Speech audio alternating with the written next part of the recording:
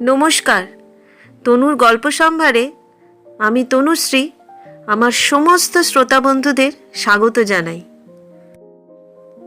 আগের দিন আমি রবীন্দ্রনাথের অতিথি গল্পটির প্রথম পর্ব আপনাদেরকে পাঠ করে শুনিয়েছিলাম। আজ আমি অতিথি গল্পের অন্তিম পর্ব আপনাদেরকে পাঠ করে শোনাব। তাহলে আর সময় নষ্ট না করে গল্প পাঠ শুরু করা যাক। গল্প পাঠে আমি তনুশ্রী।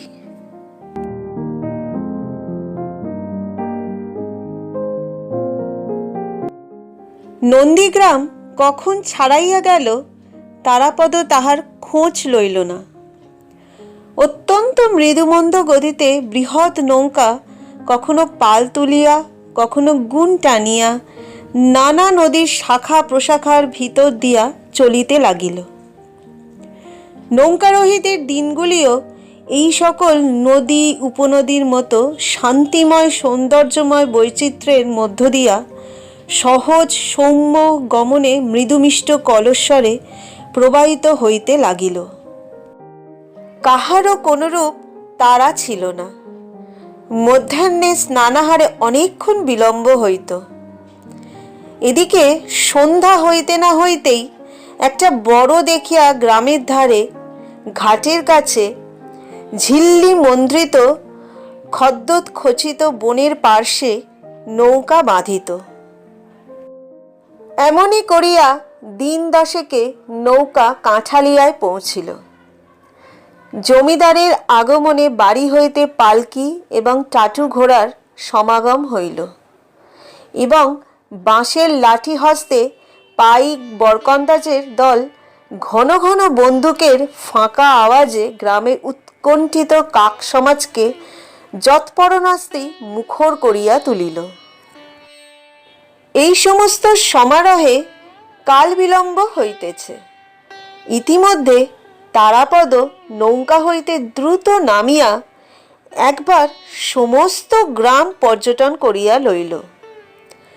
কাহাকেও দাদা, কাহাকেও খুড়া, কাহাকেও দিদি, কাহাকেও মাসি বলিয়া 2-3 ঘণ্টার মধ্যে সমস্ত গ্রামের সহিত সৌহার্দ্য বন্ধন স্থাপিত করিয়া রইল।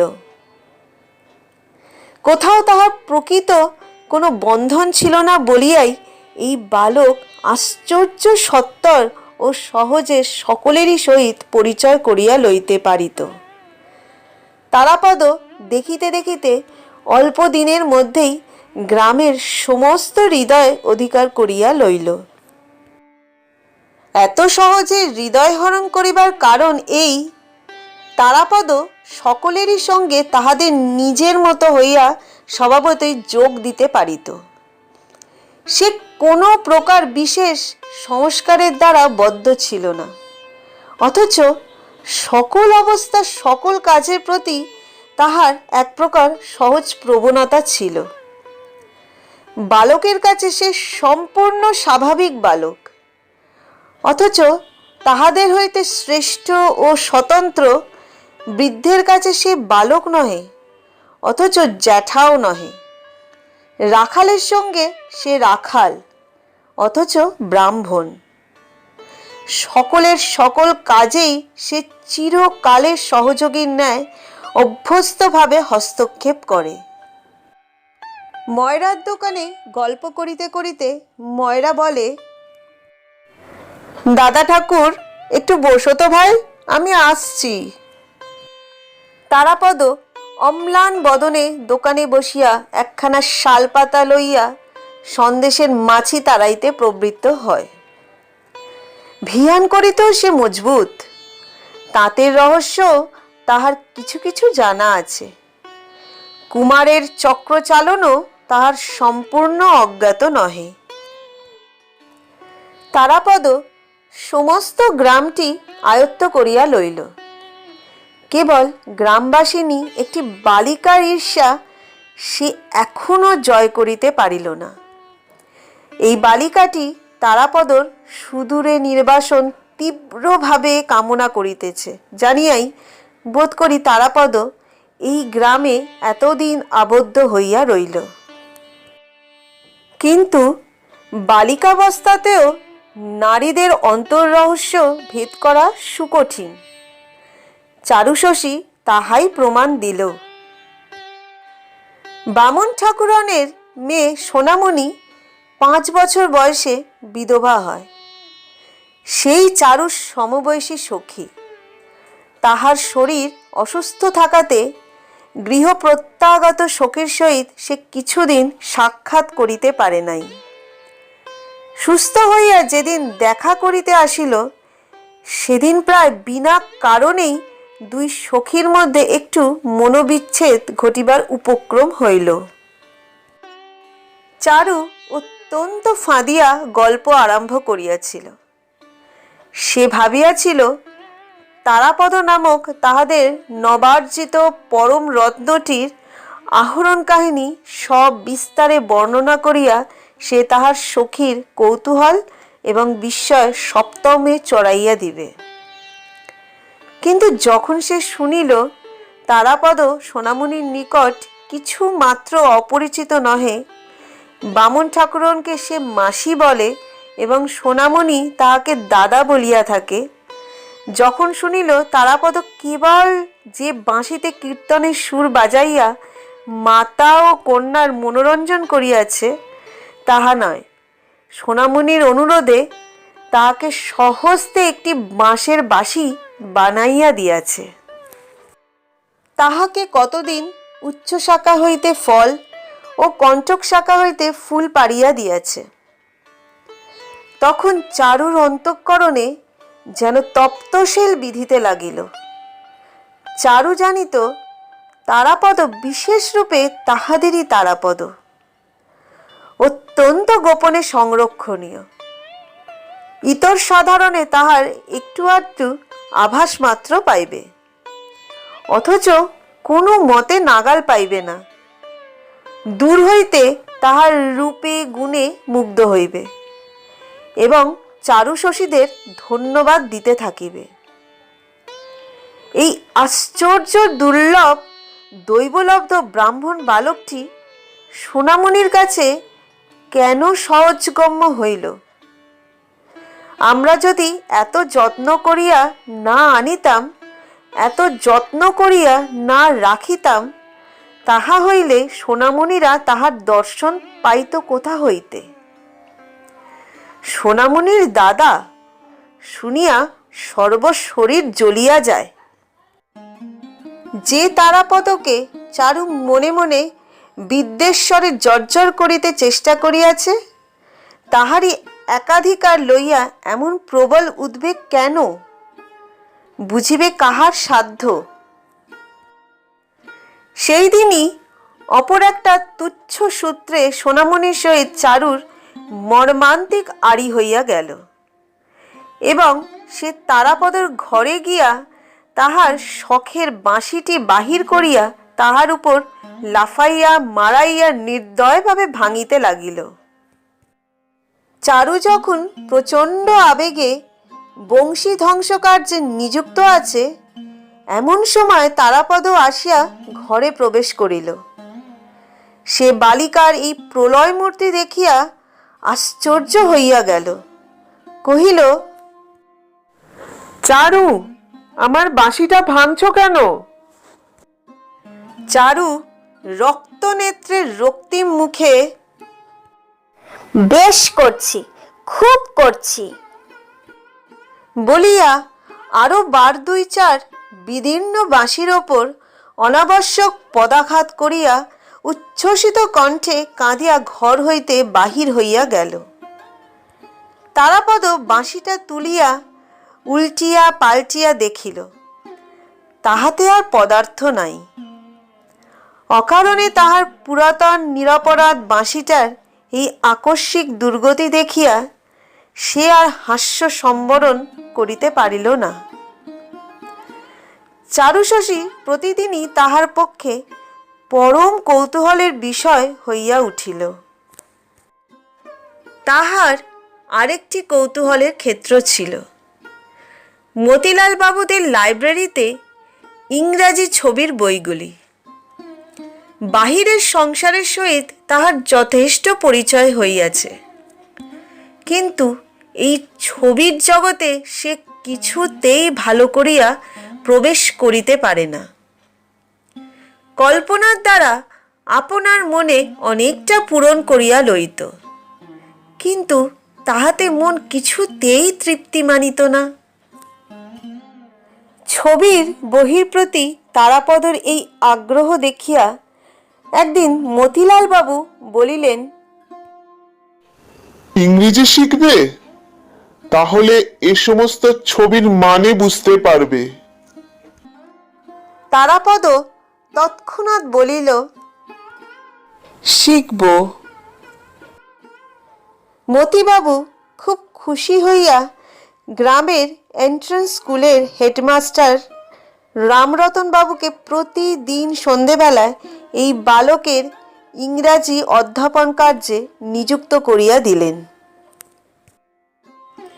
তারাপদ তাহার প্রখর স্মরণশক্তি এবং অখণ্ড মনোযোগ লইয়া ইংরাজি শিক্ষায় প্রবৃত্ত হইল। সে যেন এক নূতন দুর্গম রাজ্যের মধ্যে ভ্রমণে বাহির হইল। পুরাতন সংসারের সহিত কোনো সম্পর্ক রাখিল না। পাড়ার লোকেরা আর তাহাকে দেখিতে পাইল না। যখন সে সন্ধ্যার পূর্বে নির্জন নদী তীরে দ্রুত বেগে পদচারণ করিতে করিতে পড়া মুখস্থ করিত, তখন তাহার উপাসক বালক সম্প্রদায় দূর হইতে ক্ষুণ্ণ চিত্তে সসম্ভ্রমে তাহাকে নিরীক্ষণ করিত। তাহার পাঠে ব্যাঘাত করিতে সাহস করিত না। চারুও আজকাল তাহাকে বড় একটা দেখিতে পাইত না। পূর্বে তারাপদ অন্তঃপুরে গিয়া অন্নপূর্ণার স্নেহদৃষ্টির সম্মুখে বসিয়া আহার করিত, কিন্তু তদুপলক্ষে প্রায় মাঝে মাঝে কিছু বিলম্ব হইয়া যাইত বলিয়া সে মতিবাবুকে অনুরোধ করিয়া বাহিরে আহারের বন্দোবস্ত করিয়া লইল। ইহাতে অন্নপূর্ণা ব্যথিত হইয়া আপত্তি প্রকাশ করিয়াছিলেন, কিন্তু মতিবাবু বালকের অধ্যয়নের উৎসাহে অত্যন্ত সন্তুষ্ট হইয়া এই নূতন ব্যবস্থার অনুমোদন করিলেন। এমন সময় চারুও হঠাৎ জেদ করিয়া বসিল, আমিও ইংরাজি শিখিব। তাহার পিতামাতা তাহাদের খামখেয়ালি কন্যার এই প্রস্তাবটিকে প্রথমে পরিহাসের বিষয় জ্ঞান করিয়া স্নেহ মিশ্রিত হাস্য করিলেন, কিন্তু কন্যাটি এই প্রস্তাবের পরিহাস্য অংশটুকুকে প্রচুর অশ্রু জলধারায় অতি শীঘ্রই নিঃশেষে ধৌত করিয়া ফেলিয়াছিল। অবশেষে এই স্নেহ দুর্বল নিরুপায় অভিভাবকদ্বয় বালিকার প্রস্তাব গম্ভীরভাবে গ্রাহ্য করিলেন। চারু মাস্টারের নিকট তারাপদর সহিত একত্র অধ্যয়নে নিযুক্ত হইল, কিন্তু পড়াশোনা করা এই অস্থিরচিত্ত বালিকার স্বভাবসঙ্গত ছিল না। সে নিজে কিছু শিখিল না, কেবল তারাপদর অধ্যয়নে ব্যাঘাত করিতে লাগিল। সে পিছাইয়া পড়ে, পড়া মুখস্থ করে না, কিন্তু তবু কিছুতেই তারাপদর পশ্চাৎবর্তী হইয়া থাকিতে চাহে না। তারাপদ তাহাকে অতিক্রম করিয়া নূতন পড়া লইতে গেলে সে মহা রাগারাগি করিত, এমনকি কান্নাকাটি করিতে ছাড়িত না। তারাপদ পুরাতন বই শেষ করিয়া নতুন বই কিনিলে তাহাকেও সেই নূতন বই কিনিয়া দিতে হইত।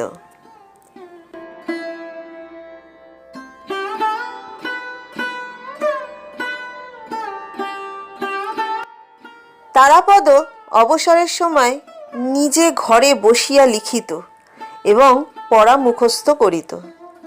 ইহা সেই ঈর্ষাপরায়ণা কন্যাটির সহ্য হইত না। সে গোপনে তাহার লেখা খাতায় কালি ঢালিয়া আসিত, কলম চুরি করিয়া রাখিত, এমনকি বইয়ের যেখানে অভ্যাস করিবার সেই অংশটি ছিঁড়িয়া আসিত। তারাপদ এই বালিকার অনেক দৌরত্ব সকৌতুকে সহ্য করিত, অসহ্য হইলে মারিত, কিন্তু কিছুতেই শাসন করিতে পারিত না। দৈবাৎ একটা উপায় বাহির হইল। একদিন বড় বিরক্ত হইয়া নিরুপায় তারাপদ তাহার মসি বিলুপ্ত লেখা খাতা ছিন্ন করিয়া ফেলিয়া গম্ভীর বিষণ্ণ মুখে বসিয়াছিল। চারু দ্বারের কাছে আসিয়া মনে করিল আজ মার খাইবে, কিন্তু তাহার প্রত্যাশা পূর্ণ হইল না। তারাপদ একটি কথা মাত্র না কহিয়া চুপ করিয়া বসিয়া রহিল।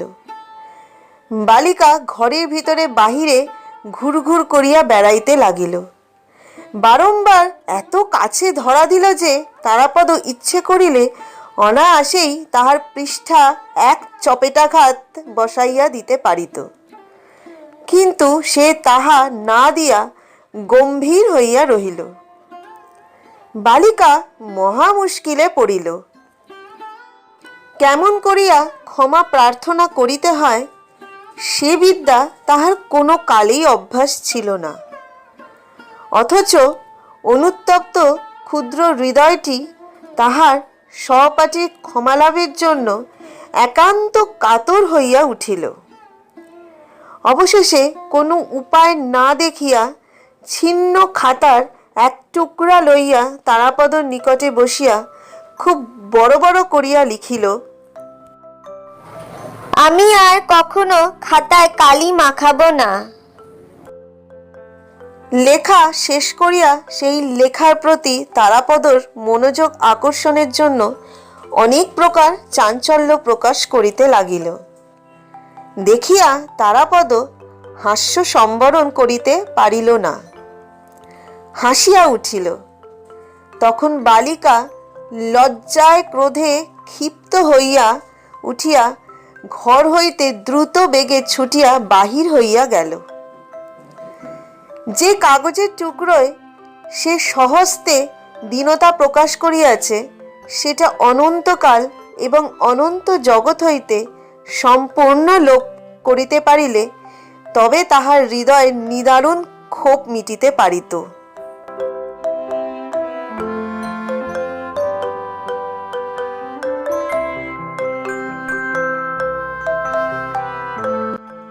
এদিকে সংকুচিত চিত্ত সোনামণি দুই একদিন অধ্যয়নশালার বাহিরে উকি ঝুঁকি মারিয়া ফিরিয়া চলিয়া গিয়াছে। সখী চারুশশীর সহিত তাহার সকল বিষয়ে বিশেষ হৃদ্যতা ছিল, কিন্তু তারাপদর সম্বন্ধে চারুকে সে অত্যন্ত ভয় এবং সন্দেহের সহিত দেখিত। চারু যে সময় অন্তঃপুরে থাকিত সেই সময়টি বাছিয়া সোনামণি সসংকোচে তারাপদর দ্বারের কাছে আসিয়া দাঁড়াইত। তারাপদ বই হইতে মুখ তুলিয়া সস্নেহে বলিত, কি সোনা, খবর কি? মাসি কেমন আছে? সোনামণি কহিত,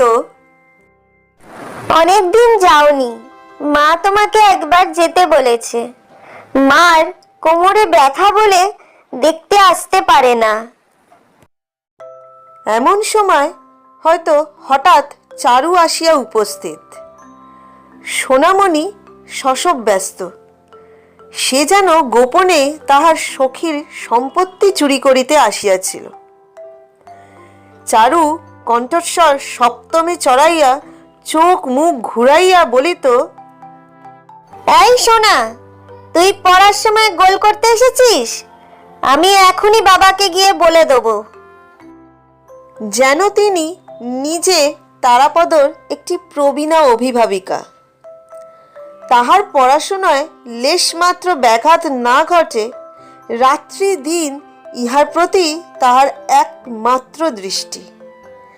কিন্তু সে নিজে কি অভিপ্রায় এই অসময়ে তারাপদর পাঠগৃহে আসিয়া উপস্থিত হইয়াছিল তাহা অন্তর্যামীর অগোচর ছিল না, এবং তারাপদ তাহা ভালো রূপে জানিত।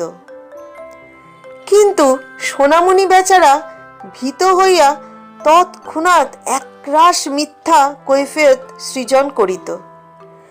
অবশেষে চারু যখন ঘৃণা ভরে তাহাকে মিথ্যাবাদী বলিয়া সম্ভাষণ করিত, তখন সে লজ্জিত, শঙ্কিত, পরাজিত হইয়া ব্যথিত চিত্তে ফিরিয়া যাইত। দয়াদ্র তারাপদ তাহাকে ডাকিয়া বলিত, সোনা, আজ সন্ধ্যাবেলায় আমি তোদের বাড়ি যাব এখন। চারু সর্পিনীর মতো ফোঁস করিয়া উঠিয়া বলিত, যাবে বই কি, তোমার পড়া করতে হবে না? আমি মাস্টারমশাইকে বলে দেব না? চারুর এই শাসনে ভীত না হইয়া তারাপদ একদিন সন্ধ্যার পর বামুন ঠাকুরনের বাড়ি গিয়াছিল। তৃতীয় বা চতুর্থবারে চারু ফাঁকা শাসন না করিয়া আস্তে আস্তে একসময় বাহির হইতে তারাপদর ঘরের দুয়ারে শিকল আঁটিয়া দিয়া মার মশলার বাক্সর চাবিতালা আনিয়া তালা লাগাইয়া দিল। সমস্ত সন্ধ্যাবেলা তারাপদকে এইরূপ বন্দী অবস্থায় রাখিয়া আহারের সময় দ্বার খুলিয়া দিল। তারাপদ রাগ করিয়া কথা কহিল না এবং না খাইয়া চলিয়া যাইবার উপক্রম করিল। তখন অনুতপ্ত ব্যাকুল বালিকা করজোরে সানুনয়ে বারংবার বলিতে লাগিল, তোমার দুটি পায়ে পড়ি, আর আমি এমন করব না। তোমার দুটি পায়ে পড়ি, তুমি খেয়ে যাও। তাহাতেও যখন তারাপদ বশ মানিল না, তখন সে অধীর হইয়া কাঁদিতে লাগিল। তারাপদ সংকটে পড়িয়া ফিরিয়া আসিয়া খাইতে বসিল। চারু কতবার একান্ত মনে প্রতিজ্ঞা করিয়াছে যে সে তারাপদর সহিত সৎ ব্যবহার করিবে, আর কখনো তাহাকে মুহূর্তের জন্য বিরক্ত করিবে না। কিন্তু সোনামণি প্রভৃতি আর 5 জন মাঝে মাঝে আসিয়া পড়াতে কখন তাহার কিরূপ মেজাজ হইয়া যায়, কিছুতেই আত্মসম্বরণ করিতে পারে না। কিছুদিন যখন উপরি উপরি সে ভালো মানুষই করিতে থাকে, তখনই একটা উৎকট আসন্ন বিপ্লবের জন্য তারাপদ সতর্কভাবে প্রস্তুত হইয়া থাকে। আক্রমণটা হঠাৎ কি উপলক্ষে কোন দিক হইতে আসে কিছুই বলা যায় না। তাহার পরে প্রচণ্ড ঝড়, ঝড়ের পরে প্রচুর অশ্রু বাড়ি বর্ষণ, তাহার পরে প্রসন্ন স্নিগ্ধ শান্তি।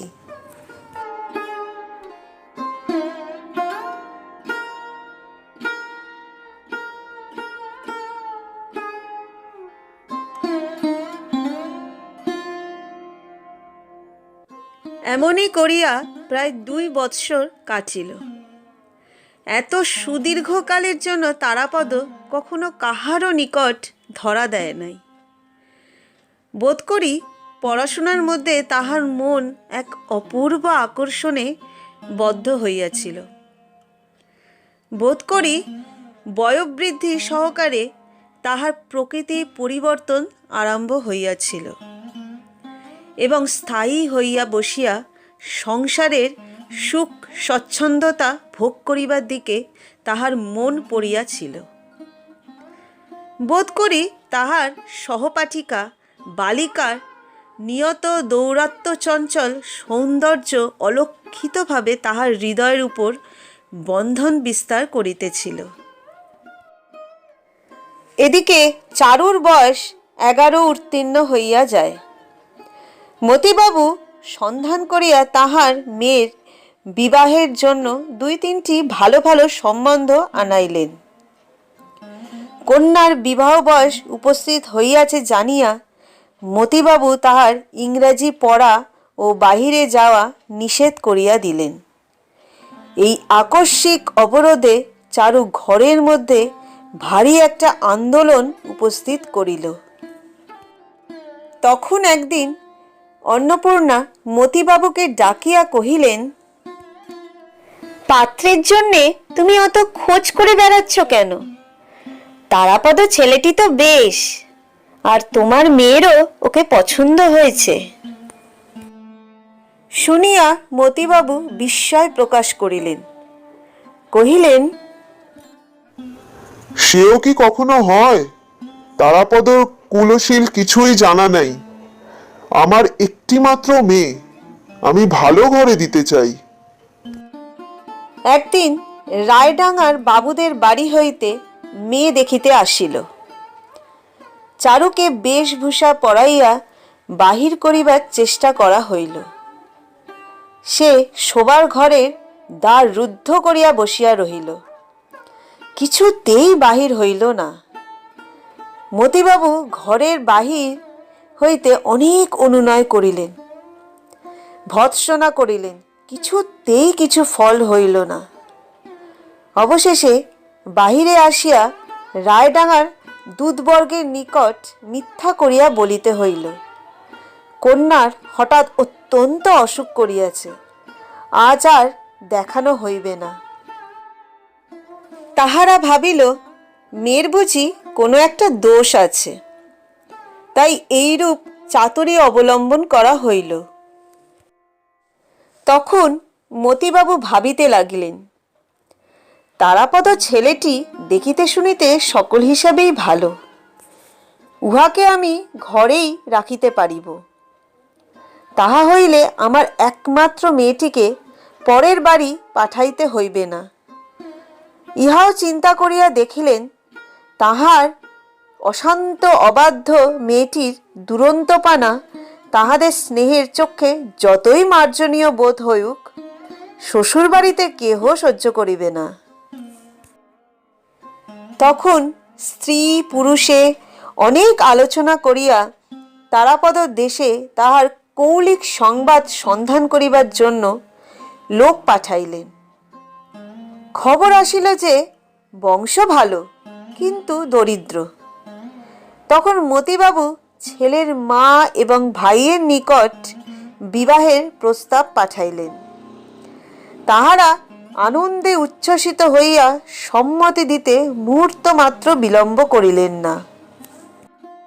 কাঁঠালিয়ায় মতিবাবু এবং অন্নপূর্ণা বিবাহের দিনক্ষণ আলোচনা করিতে লাগিলেন, কিন্তু স্বাভাবিক গোপনতা প্রিয় সাবধানী মতিবাবু কথাটা গোপন রাখিলেন। চারুকে ধরিয়া রাখা গেল না। সে মাঝে মাঝে বর্গির হাঙ্গামার মতো তারাপদর পাঠগৃহে গিয়া পড়িত। কখনো রাগ, কখনো অনুরাগ, কখনো বিরাগের দ্বারা তাহার পাঠচর্যার নিভৃত শান্তি অকস্মাৎ তরঙ্গিত করিয়া তুলিত। তাহাতে আজকাল এই নির্লিপ্ত মুক্ত স্বভাব ব্রাহ্মণ বালকের চিত্তে মাঝে মাঝে ক্ষণকালের জন্য বিদ্যুৎ স্পন্দনের ন্যায় এক অপূর্ব চাঞ্চল্য সঞ্চার হইত। যে ব্যক্তির লঘুভার চিত্ত চিরকাল অক্ষুণ্ণ অব্যাহতভাবে কালস্রোতের তরঙ্গ চূড়ায় ভাসমান হইয়া সম্মুখে প্রভাবিত হইয়া যাইত, সে আজকাল একবার অন্যমনস্ক হইয়া বিচিত্র দিবা স্বপ্নজালের মধ্যে জড়ীভূত হইয়া পড়ে। একদিন পড়াশোনা ছাড়িয়া দিয়া সে মতিবাবুর লাইব্রেরির মধ্যে প্রবেশ করিয়া ছবির বইয়ের পাতা উল্টাইতে থাকিত। সেই ছবিগুলির মিশ্রণে যে কল্পনালোক সৃজিত হইত, তাহা পূর্বেকার হইতে অনেক স্বতন্ত্র এবং অধিকতর রঙিন। চারুর অদ্ভুত আচরণ লক্ষ্য করিয়া সে আর পূর্বের মতো স্বভাবত পরিহাস করিতে পারিত না। দুষ্টামি করিলে তাহাকে মারিবার কথা মনেও উদয় হইত না। নিজের এই গূঢ় পরিবর্তন, এই আবদ্ধ আসক্ত ভাব তাহার নিজের কাছে এক নূতন স্বপ্নের মতো মনে হইতে লাগিল। শ্রাবণ মাসে বিবাহের শুভ দিন স্থির করিয়া মতিবাবু তারাপদর মা ও ভাইদের আনিতে পাঠাইলেন। তারাপদকে তাহা জানিতে দিলেন না। কলিকাতার মোক্তারকে গড়ের বাদ্য বায়না দিতে আদেশ করিলেন এবং জিনিসপত্রে ফর্দ পাঠাইয়া দিলেন। আকাশে নববর্ষার মেঘ উঠিল। গ্রামের নদী এতদিন শুষ্ক প্রায় হইয়াছিল। মাঝে মাঝে কেবল এক একটা ডোবায় জল বাঁধিয়া থাকিত। ছোট ছোট নৌকা সেই পঙ্কিল জলে ডোবানো ছিল এবং শুষ্ক নদীপথে গরুর গাড়ি চলাচলের সুগভীর চক্রচিহ্ন খোদিত হইতেছিল। এমন সময় একদিন পিতৃগৃহ প্রত্যাগত পার্বতীর মতো কোথা হইতে দ্রুতগামিনী জলধারা কলহাস্য সহকারে গ্রামের শূন্য বক্ষে আসিয়া সমাগত হইল। উলঙ্গ বালক বালিকারা তীরে আসিয়া উচ্চস্বরে নৃত্য করিতে লাগিল। অতৃপ্ত আনন্দে বারংবার জলে ঝাঁপ দিয়া দিয়া নদীকে যেন আলিঙ্গন করিয়া ধরিতে লাগিল।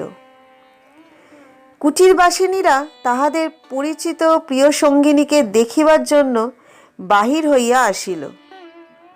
শুষ্ক নির্জীব গ্রামের মধ্যে কোথা হইতে এক বিপুল প্রাণহিল্লোল আসিয়া প্রবেশ করিল। দেশ বিদেশ হইতে বোঝাই হইয়া ছোট বড় নানা আয়তনের নৌকা আসিতে লাগিল। বাজারের ঘাট সন্ধ্যাবেলায় বিদেশি মাঝির সঙ্গীতে ধ্বনিত হইয়া উঠিল। দুই তীরে গ্রামগুলি সম্বৎসর আপনার নিভৃত কোণে আপনার ক্ষুদ্র ঘরকন্যা লইয়া একাকিনী দিনযাপন করিতে থাকে। বর্ষার সময় বাহিরে বৃহৎ পৃথিবী বিচিত্র পণ্যপহার লইয়া গৈরিক বর্ণ জলরথে চড়িয়া এই গ্রাম্য কন্যাগুলির তত্ত্ব লইতে আসে। তখন জগতের সঙ্গে আত্মীয়তা গর্বে কিছুদিনের জন্য তাহাদের ক্ষুদ্রতা ঘুচিয়া যায়। সমস্তই সচল সজাগ সজীব হয়ে ওঠে এবং মৌন নিস্তব্ধ দেশের মধ্যে সুদূর রাজ্যের কলালাভ ধ্বনি আসিয়া চারিদিকের আকাশকে আন্দোলিত করিয়া তোলে। এই সময় কুরুলকাটায় নাগবাবুদের এলাকায় বিখ্যাত রথযাত্রার মেলা হইবে। জ্যোৎস্না সন্ধ্যায় তারাপদ ঘাটে গিয়া দেখিল, কোনো নৌকা নাগরদোলা, কোনো নৌকা যাত্রার দল, কোনো নৌকা পণ্যদ্রব্য লইয়া প্রবল নবীন স্রোতের মুখে দ্রুত বেগে মেলা অভিমুখে চলিয়াছে। কলিকাতার কনসার্টের দল বিপুল শব্দে দ্রুত তালের বাজনা জুড়িয়া দিয়াছে। যাত্রার দল বেহালার সঙ্গে গান গাহিতেছে এবং সময়ের কাছে হা হা হা শব্দে চিৎকার উঠিতেছে। পশ্চিম দেশি নৌকার দাড়িমাল্লাগুলো কেবলমাত্র মাদল এবং করতাল লইয়া উন্মত্ত উৎসাহে বিনা সঙ্গীতে খচমচ শব্দে আকাশ বিদীর্ণ করিতেছে। উদ্দীপনার সীমা নাই। দেখিতে দেখিতে পূর্ব দিগন্ত হইতে ঘন মেঘরাশি প্রকাণ্ড কালো পাল তুলিয়া দিয়া আকাশের মাঝখানে উঠিয়া পড়িল। চাঁদ আচ্ছন্ন হইল। পূবে বাতাস বেগে বইতে লাগিল। মেঘের পশ্চাতে মেঘ ছুটিয়া চলিল। নদীর জল খলখল হাস্যে স্ফীত হইয়া উঠিতে লাগিল। নদী তীরবর্তী আন্দোলিত বনশ্রেণীর মধ্যে অন্ধকার পুঞ্জীবিত হইয়া উঠিল। ভেক ডাকিতে আরম্ভ করিল। ঝিল্লিধ্বনি যেন করাত দিয়া অন্ধকারকে চিরিতে লাগিল। সম্মুখে আজ যেন সমস্ত জগতের রথযাত্রা। চাকা ঘুরিতেছে, ধ্বজা উড়িতেছে, পৃথিবী কাঁপিতেছে, মেঘ উড়িয়াছে, বাতাস ছুটিয়াছে, নদী বহিয়াছে, নৌকা চলিয়াছে, গান উঠিয়াছে। দেখিতে দেখিতে গুরু গুরু শব্দে মেঘ ডাকিয়া উঠিল। বিদ্যুৎ আকাশকে কাটিয়া কাটিয়া ঝলসিয়া উঠিল। সুদূর অন্ধকার হইতে একটা মুষল ধারাবর্ষী বৃষ্টির গন্ধ আসিতে লাগিল।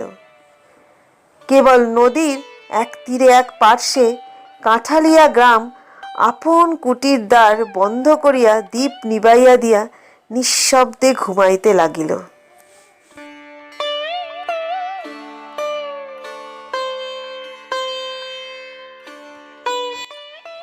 পরদিন তারাপদর মাতা ও ভ্রাতাগণ কাঁঠালিয়ায় আসিয়া অবতরণ করিলেন।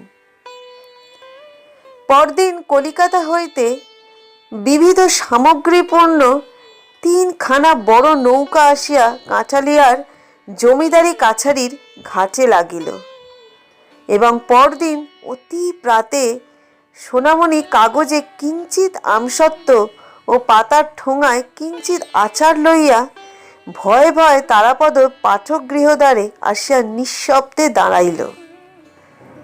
কিন্তু পরদিন তারাপদকে দেখা গেল না। স্নেহ, প্রেম, বন্ধুত্বের ষড়যন্ত্র বন্ধন তাহাকে চারিদিক হইতে সম্পূর্ণরূপে ঘিরিবার পূর্বেই সমস্ত গ্রামের হৃদয়খানি চুরি করিয়া একদা বর্ষার মেঘান্ধকার রাত্রে এই ব্রাহ্মণ বালক আসক্তিবিহীন উদাসীন জননী বিশ্ব পৃথিবীর নিকট চলিয়া গিয়াছে।